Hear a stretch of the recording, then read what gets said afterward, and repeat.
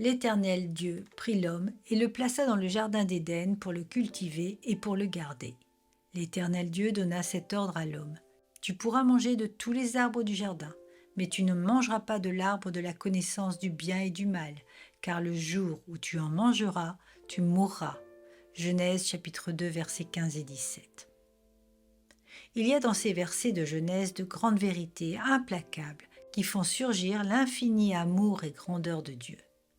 Tu pourras manger de tous les arbres du jardin.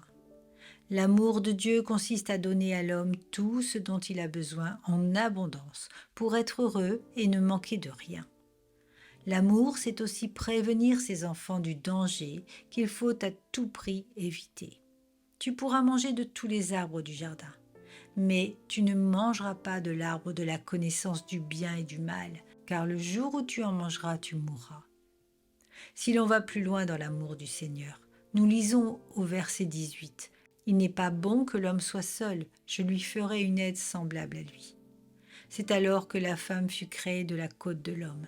Verset 22 du même chapitre, l'Éternel Dieu forma une femme de la côte qu'il avait prise de l'homme et l'amena vers l'homme. La profondeur dans ces versets est reprise dans 1 Corinthiens chapitre 4 verset 7.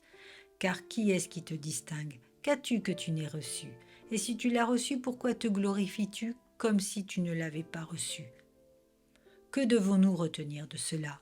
Premièrement, que Dieu est à la base de tout, en tout, pour tout et partout. Il est la grandeur infinie, le souffle de vie de toute la création. Deuxièmement, il est amour et il partage tout, afin que nous soyons ses extrémités parfaites et saintes sur la terre comme au ciel. Et troisièmement, il est parfait et n'a aucune part au mal et au péché. Frères et sœurs, avec la nouvelle naissance, nous avons l'infini privilège d'être les enfants de Dieu.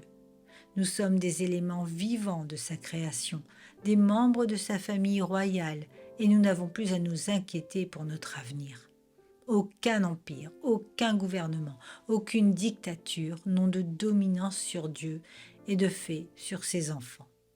Nous sommes devenus par sa grâce des étrangers sur terre, des ambassadeurs au service du roi des rois, des missionnaires sauveteurs pour la gloire de Jésus.